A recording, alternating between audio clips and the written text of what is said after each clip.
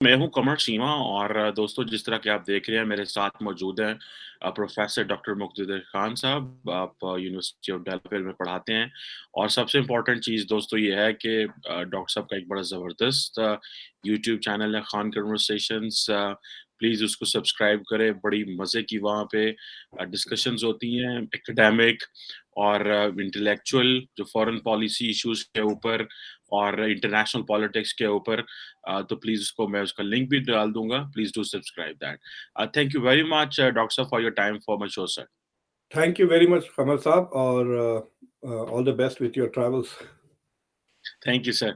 अच्छा डॉक्टर साहब बड़ी इम्पोर्टेंट जो बात करनी है आपसे और वो ये है कि पाकिस्तान जो है वो एससीओ का मेंबर है। अभी एससीओ का जो कॉन्फ्रेंस है वो कंक्लूड हो गई। ज़ाहिर-सी बात है वहाँ पे जो वो हुआ मैं उस पे बाद में बात करता हूँ। लेकिन अ, एससीओ की मेंबरशिप इंडिया को मिल गई। जी। चाइना ने कहा कि हम जो है वो 100% इंडिया के साथ खड़े होंगे और उनकी सपोर्ट करेंगे। जबकि जो पाकिस्तानी डेलीगेशन था खासतौर मिनिस्टर बिलावल भुट्टो जरदारी, उन्होंने कहा जी हम देखेंगे हमने क्या करना है। या हमें अभी हमने फैसला नहीं किया कि हमने आइंदा इस बारे में क्या करना है। तो डॉक्टर साहब ये बताइएगा ये जो कन्फ्यूजन है पाकिस्तान के पार्ट के ऊपर या इस तरह की डिप्लोमेसी करना या इस तरह के मल्टीलैटरल फोरम पे अपने बायलैटरल इश्यूज को लेके जाना, आप इसको क्या समझते हैं? क्या ये पाकिस्तान को अब उस 75 साला माइंडसेट से बाहर आ जाना चाहिए? भई कन्फ्रंटेशन ज़रूर करें लेकिन इस तरह की दुनिया में जहाँ पे चाइना, इंडिया के भी मिसाइल हैं, लेकिन वो भी मिल बैठ के बात करने को तैयार हैं। तो पाकिस्तान को एक कंसिलिएटरी अप्रोच अडॉप्ट करनी चाहिए। अब क्या समझ क्यों नहीं कर पा रहा? देखिए, ये जो आप रेफ़रेंस कर रहे हैं, ये इस कॉन्टेक्स्ट से हुआ है कि अगले साल India is going to be the chairman of SCO और द नेक्स्ट एससीओ की जो मीटिंग होगी, वो इंडिया में होगी। तो अब सवाल उठता है कि will Pakistan be go to it? तो बिलावल भुट्टो की जो स्टेटमेंट थी, it was basically an expression of unhappiness के इंडिया में होगी और शायद पाकिस्तान में not participate. I have a feeling के जो जिस तरह से एससीओ के प्रोटोकॉल्स हैं, मेरे ख्याल से पाकिस्तान को इनविटेशन ज़रूर आएगा। Now it's up to Pakistan to decide to go there और नॉट। इस तरह की पॉलिसीज़ को मैं हिमाकती समझता हूँ। There is no other way to describe it. आपको मैं 2 हिस्टोरिकल एग्ज़ाम्पल्स देता हूँ। जब इराक का कॉन्स्टिट्यूशन लिखा जा रहा था, तो सुन्नियों ने बॉयकॉट किया था और फिर बाद में वो कॉन्स्टिट्यूशन बन गया और रैटिफ़ाई भी हो गया, एनफ़ोर्स भी हो गया और वो अभी भी तक रोते हैं कि उनके जो है सो हुकूक मारे गए उस कॉन्स्टिट्यूशन में। आप उस कमरे में ही नहीं थे, you chose not to be part of it. जब इज़राइल का नक्शा बन रहा था यूएन में, मुस्लिम मुल्कों ने बॉयकॉट किया फिर। तो क्या फ़ायदा हुआ?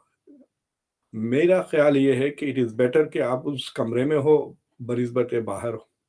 It is always better to be at the table. अगर पाकिस्तान चूज़ करता है not to be at the table, तो फिर उस टेबल पे जो डिसीजंस होंगे, उसके बारे में रोना नहीं बाद में, right? Because you have not had a chance to provide your input. और चाइना इनफैक्ट इस समिट में पाकिस्तान के साथ तो मुलाकात भी की शी जिनपिंग ने। और बस कहते हैं कि मोदी के साथ हैंडशेक हुआ है, लेकिन उसके तस्वीर या वीडियोस अभी तक नज़र नहीं आए। वो जो कमेंट जो चाइना ने सपोर्ट के किया था, it was congratulating India for being the president chairman, जो भी वो कहते हैं, फॉर द नेक्स्ट ईयर के कन्वेंशन। वो जो पूरा जो सपोर्ट है, it is for the SCO convention जो इंडिया में होगा नेक्स्ट ईयर। और चाइना ने 3-4 मेरे ख्याल से म्यूचुअल गवर्नमेंट एग्रीमेंट्स भी साइन किए हैं पाकिस्तान के साथ एट दिस एससीओ। लेकिन मुझे लगता है कि अ, वक्त आ गया है कि Pakistan recognises India as a regional leader. इसमें पाकिस्तान का भी मफाद है, इसमें इंडिया का भी मफाद है। 75 साल हो गए हैं कोशिश कर करके कि क्या I don't know what the ultimate goal is. क्या इंडिया को जंग में हरा देंगे? क्या कश्मीर इंडिया से ले लेंगे? None of those things are happening. और आप देखें कि इस तरह की हरकतें तुर्की ने भी की थी।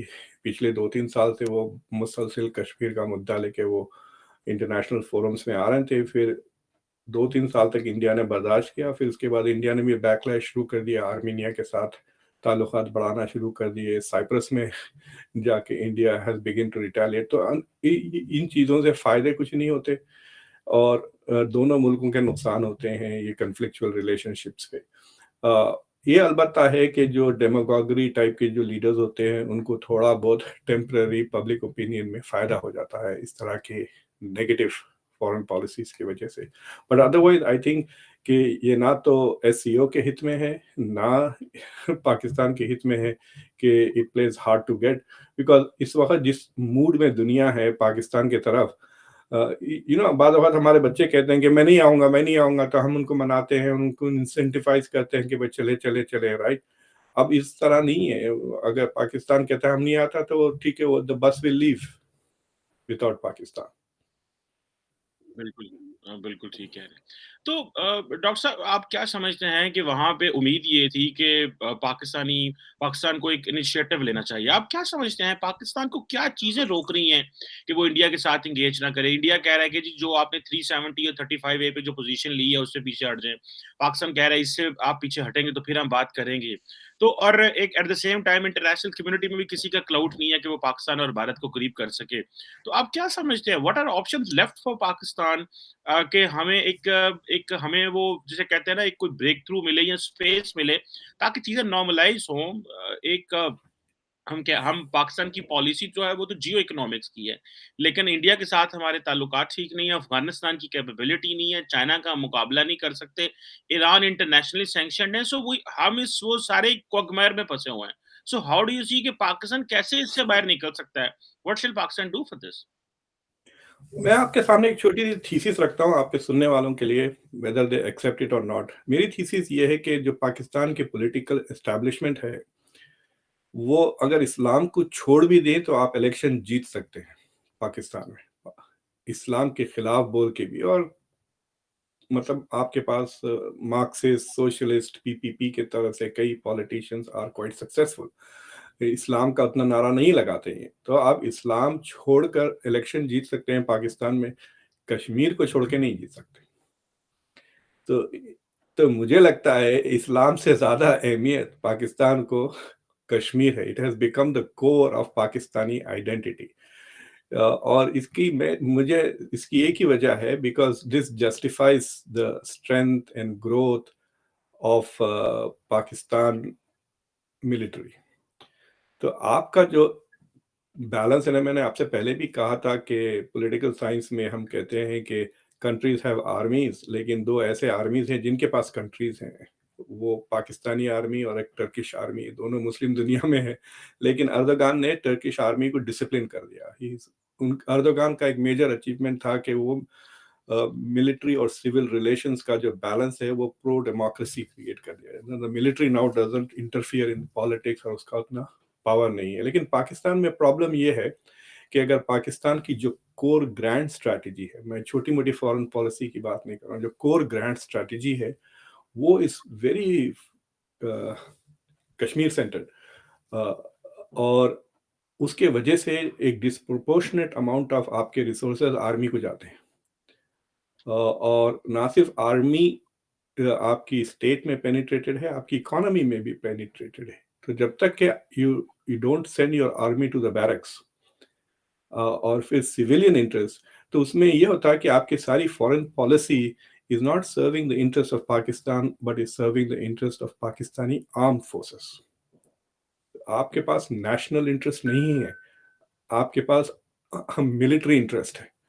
तो आपका जो मिलिट्री इंडस्ट्रियल कॉम्प्लेक्स है that is too dominant. America में भी डोमिनेंट है फॉर एग्जांपल, जिसके वजह से we tend to focus so much on arms और इधर उधर जंगों में इन्वॉल्व है, but it is not dominant. They don't control the electorate policy. Congress जब चाहे जब उनको डिसिप्लिन कर सकती है। और अब तो प्रमोशन कर्नल के ऊपर के भी promotions have to now, I think in the US, have to be ratified by the Congress. तो बहुत ज्यादा कंट्रोल है कांग्रेस का। तो आई थिंक जब तक के पाकिस्तान में सिविल मिलिट्री का जो बैलेंस है, जब तक वो रेस्टोर नहीं होगा, and you are going to have trouble making a foreign policy जो पब्लिक के इंटरेस्ट में हो। सो मिसाल के तौर पे ये जो मोदी ने जो प्रपोजल दिया है कि ट्रांजिट राइट्स को फ्री कर दे, राइट? तो ये ट्रांजिट राइट्स बेसिकली पाकिस्तान की तरफ इशारा है कि मतलब और किसी मुल्क के साथ इंडिया को प्रॉब्लम नहीं है। तो इंडिया इज़ सेइंग कि भई SCO is an organisation for mutual cooperation, तो कोऑपरेशन हो नहीं रहा है। अगर वो ट्रांज़िट राइट्स अगर आप खोलते हैं ना, तो इसमें दोनों मुल्कों का बहुत फ़ायदा होगा। इंडिया का तो बहुत फ़ायदा होएगा ही होगा। It will start competing with China in exporting to Central Asia, और ईरान के साथ भी बहुत ट्रेड बढ़ जाएगा। लेकिन पाकिस्तान के साथ भी ट्रेड बढ़ जाएगा, और पाकिस्तान के लिए तो बहुत फ़ायदे होंगे। उनका पाकिस्तान का इंफ्रास्ट्रक्चर में इंडिया कैन इन्वेस्ट। मुझे हैरत हुई, अगर मुझे टेक्स्ट कर लेते आपके प्राइम मिनिस्टर, तो मैं उनको कहता कि ये बहुत अच्छा अपॉर्चुनिटी है, आप मोदी से कहिए कि हम ट्रांजिट खोल देते, लेकिन हमारे रोडें ठीक नहीं है, आप बना दें रोडें। आई गारंटी यू इंडिया बना देगा, पूरा इन्वेस्ट कर देगा ये बीएनआर रोड विदाउट वो चाइना के कंडीशंस के बगैर। They will just build a straightforward जबरदस्त हाईवे, क्योंकि उनको चाहिए ना ये highway that goes from India to Iran and to Central Asia. और वो हाईवेज के आप भी फायदे उठा सकते हैं। हाईवेज की वजह से रेस्टोरेंट्स खुल जा सकते हैं, हाईवेज की वजह से बहुत फायदे होते हैं। सो सो सो वो उस तरह का सोच ही नहीं कि भाई दिस ये जो लिबरल इकोनॉमिक सोच है, जो मतलब एडम स्मिथ के ज़माने से है, कि ये सोच कि इसमें आपका भी फ़ायदा हो, मेरा भी फ़ायदा हो। बनिए की तरह नहीं सोच रहे, फौजी की तरह सोच रहे हैं। And that has to change, because we live in an era of prosperity and trade, not in an era of war. वो दिन चले गए। तो I think public needs to have a very serious debate. और unfortunately दोनों तरफ on the border, while India is open to discussion on good governance और economic trade वगैरह। सो फॉर एग्जांपल, अगर आप बहुत ही एंटी पाकिस्तान मोदी के सपोर्टर्स जो भारतीय जनता पार्टी आरएसएस से भी ताल्लुक रखते हैं, अगर आप उनको कहें कि ऑन ट्रेड कोऑपरेट करें, दे विल कोऑपरेट। कि ट्रेड के मामले में दे आर वेरी प्रैग्मेटिक, दूसरे मामले में they might be very ideologic. India Pakistan के प्लेयर्स को आईपीएल में खेलने नहीं देंगे। बहुत अपॉर्चुनिटीज है। मैं आपको एक मिसाल देता हूँ। आपके मोहनजोदारो जो था, वो डेवस्टेट हो गया फ्लड्स में, हिस्टोरिक साइट से। पाकिस्तान में उतनी कदर नहीं है उसकी जितनी इंडिया में। एटलीस्ट सिंबॉलिकली बातें बहुत करते हैं इंडिया में कि ये हमारी ओरिजिनल है, ये हमारी एंशिएंट नॉलेज है, एंशिएंट सिटीज है।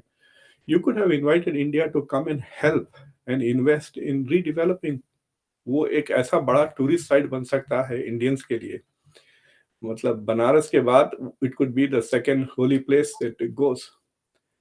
So it is an opportunity, लेकिन उस तरह का सोच ही नहीं है मेरे ख्याल से। आप रेकमेंड करें आपकी यूनिवर्सिटी में या आपकी, मतलब you should open A council for Indo पाक रिलेशंस इस्लामाबाद में, जहाँ पे इस तरह के डिबेट्स हो सकते हैं। बिल्कुल सही कह रहे हैं सर, कन्वर्सेशंस तो हो सकती हैं, लेकिन ऑब्वियसली जो एजेंडा है वो that is very much controlled है। उसमें जी हाँ। आपको जो लिबर्टी है वो उस तरह नहीं है। लेकिन मैं डॉक्टर साहब आपसे एक दो बातें करना चाहता हूँ जो आपने रिसेंटली बात की। आपने पाकिस्तान फौज के बारे में बात की। डॉक्टर साहब ये नहीं आप समझते कि अगर लेट्स से पाकिस्तान के पास स्ट्रांग फौज है, तो फॉर इंस्टेंस ये जो वॉर एंड टेरर थी पाकिस्तान ने ये लड़ी, अगर पाकिस्तान अपने आप को महफूज रख सका तो that is because of the army. ये एक पाकिस्तान में बहुत बड़ा तासुर भी है। और दूसरा जो बार-बार हम आर्मी के ऊपर तो बिल्कुल क्रिटिसिज्म करते हैं, लेकिन आप इसको कैसे समझेंगे कि जैसे इमरान खान है या बाकी कोई भी सियासतदान है, वो सारा टाइम देखते ही फौज की तरफ हैं कि उनको रेस्क्यू किया जाए। उनको इंटरनेशनली जो है वो कर्जे लीक दिए जाएँ, उनको लोन्स लेके दिए जाएँ, उनको वो अपने कॉन्टैक्ट करें मिडल ईस्टर्न ममालिक में। तो ये भी तो एक चीज़ है कि पॉलिटिशियंस जो है they don't want to contest elections with each other. Right now इस पर भी पॉलिटिक्स यही है कि इमरान खान फौज को टारगेट कर रहे हैं। वो कह रहे हैं कि भई आप इलेक्शन करवा के दें। वो जो पीएमएलएन पावर में आती है वो भी फौज को कहती है। भई तो ये आपस में बैठते नहीं है। इमरान खान कहता है मैंने किसी से नहीं बैठना। वो कहता है उसने जी हाँ। 4 साल हुकूमत की है, वो मैं कहता हूँ मैं बैठती नहीं हूँ। तो वो कहते हैं भई आप आपस में आप अपने मसले हल करें, हमें क्यों इन्वॉल्व करते हैं? और सेकंड ये जो पिछले 15-18 साल जो हमने अमेरिका के साथ मिलके जो एक दहशतगर्दी की जंग लड़ी, इसको आप कैसे समझते हैं कि आपको नहीं लगा कि एक स्ट्रॉन्ग जो मुल्क है वही बचा सका है, लेकिन हमारी इकोनॉमी काम नहीं की, हमारे वो जो एक जिसे हम कहते हैं ना बोरोड ग्रोथ रही है, इकोनॉमी काम नहीं की, वरना हैविंग अ फौज वाज नॉट एन इशू अगर हम एक राइट ट्रैक पे रहते। आप इस एंगल को कैसे देखते हैं सर? देखिए, घर में आपने सांप पाल रखे हैं, जब सांप काटने लगे तो आप अमेरिका के पास आ गए कि भाई मुझे एड दें, हथियार दें ताकि मैं हमारे ही सांपों से लड़ूं। तो ये जो एनकरेजमेंट, ये जो कल्चर ऑफ टॉलरेटिंग एक्सट्रीमिज्म, अभी भी ये जो जेईएम का जो बंदा है उसके बारे में सवालात जब पूछे गए, Shahbaz Sharif was literally running away from the camera, he didn't want to answer the question. वो क्या नाम है, मसूद अजहर जो भी है उसके बारे में। तो ये जो पाकिस्तान के बाद जो एड गई है, so the pentagon has done a study कि 9/11 के बाद कुछ 33 या 37 बिलियन डॉलर्स की एड पाकिस्तान को दी गई, but how much of that was used. तो यहाँ पे जो लोग हैं जो खरीद से देखते हैं, खासतौर से डिपार्टमेंट ऑफ डिफेंस में, उनकी असेसमेंट ये है कि हमने हथियार तो दिए थे, पैसे और वेपन्स, मिलिट्री एड इनको दी थी to fight terrorism, but a lot of that जो काइंड ऑफ वेपनरी पाकिस्तान ने खरीदी है, it was to conventionally balance India. तो जो एड आ रही थी अमेरिका से, it was to take care of the problems on Pakistan western border. लेकिन जिस तरह के हथियार पाकिस्तान की मिलिट्री ने खरीदे हैं उन पैसों से, it is on the eastern border पर। तो पाकिस्तान के साथ तो मसला हो ही गया है ना कि ये, बट ये तो 48 में ही शुरू किए थे कि आपने सिविलियन ड्रेस सोल्जर्स वगैरह को यूज किए, non regular army sources to fight battles. तो ये एक प्रॉब्लम मेड बाय योरसेल्फ है। इट्स लाइक सेइंग कि खुद ही से आपने मतलब प्रॉब्लम खड़ा कर लिया है, फिर उसके उसकी रिटेलिएशन में आप पाकिस्तान की मिलिट्री की अहमियत समझते। It's a disproportionate expenditure. आपकी देख लीजिए डेवलपमेंट पे कितना परसेंटेज आप खर्च कर रहे हैं, डिफेंस पे कितना खर्च कर रहे हैं, you need to ask yourself, is that necessary. और इट इज ऑल्सो डिस्टॉर्टिंग, जैसा मेरी तो नज़र में ऐसा लगता है कि it is also distorting the orientation. But it is a conversation that people need to have much more seriously, आपके हर लेवल पे हो। दूसरी चीज़ ये है कि लोग कहते हैं कि पाकिस्तान में मिलिट्री पॉलिटिशियंस की यूज़ करती हैं, लेकिन पॉलिटिशियंस भी आप जैसे कह रहे थे मिलिट्री को भी यूज़ कर सकते हैं ना, दोनों का हिसाब है। इमरान खान के बारे में हम लोग मजाक से कहते थे यहाँ पे, he is not an elected prime minister, he is a selected prime minister, कि वो सिलेक्ट हो गए हैं, इनको एस्टेब्लिशमेंट ने सेलेक्ट कर दिया है, प्रोजेक्ट कर दिया है, अब रिजेक्ट कर दिया है, right. So it is like a very powerful constituency. एक और चीज जो आप ऑल्टरनेटिव पाथवे देख सकते हैं कि जिस तरह से अमेरिका के और पाकिस्तान के मिलिट्री टू मिलिट्री रिलेशंस काफ़ी अच्छे हैं, they are far more durable. खासतौर से इमरान खान के ज़माने में गवर्नमेंट टू गवर्नमेंट रिलेशंस उतने अच्छे नहीं थे जितने मिलिट्री टू मिलिट्री रिलेशंस थे। तो इट इज ऑल्सो पॉसिबल कि पाकिस्तान और इंडिया के बीच में you can establish some kind of military to military relations. India की military is very sophisticated, very disciplined, और कई इंडिया के जनरल्स और पीएचडीज इन इंटरनेशनल रिलेशंस बहुत पढ़े लिखे हैं, दे अंडरस्टैंड। देखिए, ये जो आईआर हम पढ़ते हैं और इंटरनेशनल रिलेशंस जो पढ़ाते हैं, आप तो अच्छी तरह से जानते हैं कि one of the biggest advantages ये है कि बिग पिक्चर और स्मॉल पिक्चर के बीच में कनेक्शन बहुत जल्दी समझ में आ जाता है। जब तक आप, if you don't have background in IR, तो बिग पिक्चर स्मॉल पिक्चर में डिस्कनेक्ट होता है, long term thinking short term thinking में भी डिस्कनेक्ट हो जाता है। तो ये स्ट्रेटेजिक थिंकिंग के लिए इंडिया में बहुत सारे हैं जनरल्स, आप देखेंगे who are PhDs, खुद Jaishankar is a PhD in IR, so they will understand the value of a military to military collaboration। Indian Pakistani officers को जॉइंट ट्रेनिंग भी दे सकते हैं। They need to establish this kind of things if they want peace. वरना मुझे ये बात पूरी तरह से यकीन है कि बैलेंस ऑफ पावर इंडिया के फेवर में शिफ्ट हो रहा है, और अगर बैलेंस ऑफ पावर बहुत ज्यादा शिफ्ट हो जाता है, then India will risk a military encounter to discipline Pakistan at some point. It is India के जो रूलिंग एस्टेब्लिशमेंट है उनके जजमेंट में, इफ दे रियलाइज के, क्योंकि अब उनको India has reached a stature where the west will not take the same anti India position जो पहले लेती थी। तो diplomatically India is set to take a very serious action against Pakistan.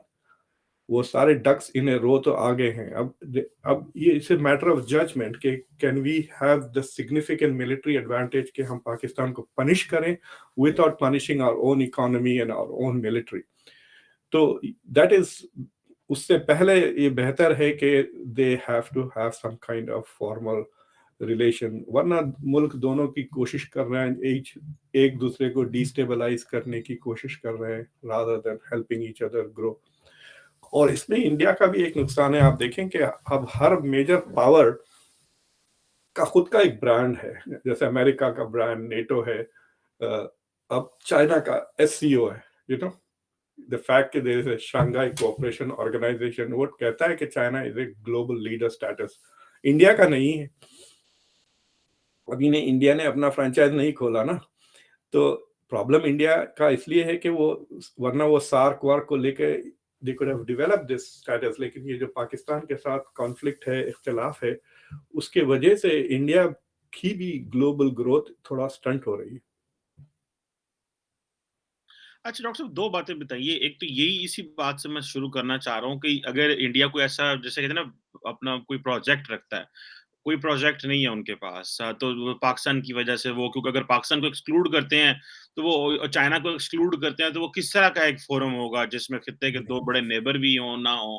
तो इंडिया को ये एक चैलेंज है, तो इंडिया सो फार बड़े दुनिया के लोग जो ग्लोबल प्लेटफ़ॉर्म्स हैं, उनमें जाके अपने आप को मनवाता है। दूसरा आपने फ़ौज की बात की डॉक्टर साहब, मेरी अंडरस्टैंडिंग इसमें ये है, थोड़ी इन्फॉर्मेशन भी है इसमें, कि पाकिस्तान तो जी वांट के इंडिया की साथ फ़ौज टू फ़ौज ताल्लुकात हों, लेकिन इंडिया डज़न्ट वांट इट। और उनमें वो पॉलिटिशियंस जो हैं वो कहते हैं नहीं आप हमारे से बात करें। सो ये भी एक चीज़ है, तो काइंडली इसकी तरह कोई हमें हाँ बताइए? हुँ। हाँ, उसकी वजह यह है because India wants to make sure कि मिलिट्री अपनी औकात के बाहर ना है। दे डोंट, जैसा कि अब अमेरिका में military understands its role perfectly ना, वो बिल्कुल मतलब वो अपने दायरे के बाहर से निकलती नहीं है। तो the US government trusts the military to have military to military relations। मिसाल के तौर पे आपको पता है DIA CIA से बड़ा है, डिफेंस इंटेलिजेंस कई गुना बड़ा है। So it's a very powerful institution, the US military institution बहुत बड़ा है, बहुत पावरफुल है। उसकी उसका बजट ही तकरीबन 800-900 बिलियन डॉलर तक है। तो दिस इंस्टीट्यूशन को the US has given it's freedom, सारी दुनिया में उनके एसेट्स हैं and they deal very well with the rest of the world, but they don't interfere in domestic politics. और सिर्फ एक केस है जो जो करंट चीफ है यूएस के, he was very reluctant to cooperate with Donald Trump जब वो अनडेमोक्रेटिक डिमांड्स कर रहे थे मिलिट्री से। तो in that sense the military in India understands, या यूएस में पूरी तरह समझती है कि डेमोक्रेसी में क्या क्या रोल अदा करना चाहिए। इंडिया के जो पॉलिटिशियंस है दे हैव अंडरस्टूड कि this is one of India's democracies का एक मेजर अचीवमेंट कि unlike other developing nations, military has stayed in the barracks and done what it's supposed to do militarily. तो on those reasons I can understand कि because आपकी military is much more politically powerful than India's military, right? So मेरे ख्याल से वो समझते हैं कि गन हमें भी लग जाएंगी अगर वो इंटरेक्ट करें with the Pakistani army. So that could be one reason that I'm not privy to the internal discussions वहाँ पे जो चल रहे हैं. But I have a feeling कि it is very important कि some kind of alternative to political debates. इससे पहले जो इन द पास्ट था क्रिकेट डिप्लोमेसी का इस्तेमाल करते थे, याद है आपको? आम भेज दिया, क्रिकेट खेल लिया। ग्रांड अब क्रिकेट, डिप्लोमेसी। हाँ, तो अब क्रिकेट इज नहीं हो रही है। तो there has to be another pathway. मेरे ख्याल से SCO was a very good option. ये ट्रांजिट राइट्स जो मोदी ने मांगे हैं, it could have been a kind of a opening, समझ रहे ना आप? वो एक चांस था। बिल्कुल सही कह रहे हैं। मैं तो खुद भी इस पे कन्वर्सेशन की है, बात हुई थी कि ये चीज़ें तो प्राइम मिनिस्टर शहबाज शरीफ को ऑफ़र करनी चाहिए, ना कि प्राइम जी मिनिस्टर हाँ, मोदी इस पे बात करता। क्योंकि देखिए बिज़नेस की at the end of the day हमें नीड है, कनेक्टिविटी की हमें ज़रूरत है। लेकिन ज़ाहिर बात है कि उसमें ज़ाहिर बात है जब and that could be one way कि जिस पे आप टेबल पे बैठ सकते हैं और आप अपनी बात कर सकते हैं। और अभी तो जो प्राइम मिनिस्टर मोदी ने वहाँ पे कन्वर्सेशन की, बात की, उससे तो वो बेसिकली वो हमारे पंजाबी में कहते हैं ना, उन सबको लामा दे रहे थे बेसिकली। वो कह रहे थे कि यार इनको मनाएँ कि अगर एससीओ ने सबने ये काम करना है तो फिर हमें फ़ायदा दें basically. This is what he wanted because India की तरफ तो किसी ने जाना नहीं है, तो वो पाकिस्तान से ही जी हाँ। गुज़र के Afghanistan and then central Asia जा रहा है। तो in other way he was right, ये प्रपोज़ल पाकिस्तान की तरफ से आना चाहिए था बिकॉज़ हमें वो कनेक्टिविटी चाहिए। लेकिन वो फिर देखिए आप जी सर। वो इंफ्रास्ट्रक्चर का जो इंडिया आप देखें रोड दोनों तरफ चलती है ना, हाँ एक जी। तरफ थोड़ी जाती है रोड। तो अगर आप रोड वगैरह बनाएँ जो पाकिस्तान को सेंट्रल एशिया से कनेक्ट करते हैं, सेंट्रल एशिया के जो लैंडलॉक्ड कंट्रीज़ हैं, उनके लिए पाकिस्तान को यूज़ करना फॉर शिपिंग वगैरह विल बी वेरी क्रिटिकल। मतलब ना सिर्फ पाकिस्तान को इंडिया से फ़ायदा होगा, पाकिस्तान को सेंट्रल एशिया से भी फ़ायदा होगा। और आपकी जो चाइना डिपेंडेंस है, it will reduce dependence on China without upsetting China, क्योंकि एससीओ के थ्रू हो रहा है ना ये। ये चाइना के सदारत में होगा जो भी इंक्रीज़। लेकिन जी। लेकिन डॉक्टर साहब एक आखिरी पॉइंट, आप नहीं समझते कि बेसिकली पाकिस्तान समझता है कि जब तक अफ़गानिस्तान के मसाइल सेटल नहीं होते, इस तरह की चीज़ जो है वो उसका कोई रिज़ल्ट नहीं निकलेगा। क्योंकि अफ़गानिस्तान में there is nothing which is settled. तो आप ना तो वहाँ पे आपने किसी को रिकॉग्नाइज़ किया हुआ है, ना वो उस तरह की सॉवरेन गवर्नमेंट है। तो पाकिस्तान वो बेसिकली वो इसीलिए शायद शहबाज शरीफ ने वहाँ हमने तो बड़ा क्रिटिसिज़्म किया कि भाई देखो इंडिया ट्रांज़िट एक्सेस की बात कर रहा है, आप 75 साल बाद भी अफ़गानिस्तान पे बातें कर रहे हैं। तो पाकिस्तान का माइंडसेट है कि जब तक अफ़गानिस्तान ठीक नहीं होगा तो वो रोड और एक्सेस और वो सारी ट्रांज़िट वो कैसे मुमकिन हो सकती है? चंद साल पहले मैं एक स्टेट डिपार्टमेंट का डेलीगेशन लेके इजिप्ट गया हुआ था। तो उन दौरान में कई प्रपोज़ल्स थे, ये रिफ़ॉर्म, वो रिफ़ॉर्म, ये इम्प्रूव करें, वो इम्प्रूव। और इजिप्शियन इंटेलेक्चुअल्स, इजिप्शियन की जो डिप्लोमैटिक कोर थी, उनकी काउंसिल ऑन फॉरेन रिलेशंस है एक कायरो में काफ़ी इन्फ्लुएंशियल, जहाँ एम्बेसडर्स आते हैं, फॉर्मर एंड प्रेज़ेंट। उनके पास है बस एक ही बकवास बात आती रही कि जब तक कि फ़लस्तीन का मसला हल नहीं हुआ, हम और कुछ नहीं करेंगे। आज उस 12 साल हो गए मुझे वो डेलीगेशन लेके, कई इंटरेस्टिंग प्रपोज़ल्स थे जिसमें कई hundreds of millions of dollars western interest वहाँ पे इन्वेस्ट कर रहे थे। भाई मसला तो हल नहीं हुआ, आपकी तरक्की रुकी हुई है। उससे सो द थिंग इज़ कि अफ़गानिस्तान का मसला शायद अगर 100-200 साल तक भी अगर इम्प्रूव नहीं हुआ, तो क्या आप वैसे ही बैठे रहेंगे? आई आई आई हैव अ फीलिंग कि जब दोनों तरफ के मुल्क ईरान और सेंट्रल एशिया के मुल्क और India are willing to deal with the Taliban, Taliban are not that difficult to deal with. They are as open to financial incentives as anybody else, खासतौर से आज के दौरान में, राइट? अगर जिस तरह से पाकिस्तान के लिए वो इंफ्रास्ट्रक्चर विल बी बेनिफिशियल, वो इन अफगानिस्तान के लिए भी it will be life saver. या वो transit will be a life saver for Afghanistan. Jobs create हो जाएंगे अफगानिस्तान में, अपॉर्चुनिटीज मिलेंगे। खुद उनकी इंटरनल ट्रेड, खुद तालिबान की फौजें इधर उधर अपनी मुल्क के एक कोने से दूसरे कोने तक आसानी से जा सकेंगे, right? So I have a feeling के इस मसले पर the Afghans are showing more maturity than Pakistan. बिल्कुल सही कहा कि ये मसला तो ऐसे का ऐसे ही है, आप कोई ना कोई रास्ता इसमें से निकालना पड़ेगा। मैं थैंक यू आपको वेरी एक मच। दिलचस्प बात बताता हूँ, ये एससीओ के मामले में लेकर ज़्यादा लोगों ने गौर नहीं किया। पिछले 2 हफ्तों में अमेरिका ने 3 किस्म की मिलिट्री एड्स दी हैं। एक instantly out of the blue, of the shelf कहते हैं इसको, 600 मिलियन के हथियार निकाल के यूक्रेन को दे दिए। मतलब प्रॉमिस प्रॉमिस नहीं, just out of the blue like a bonus की तरह।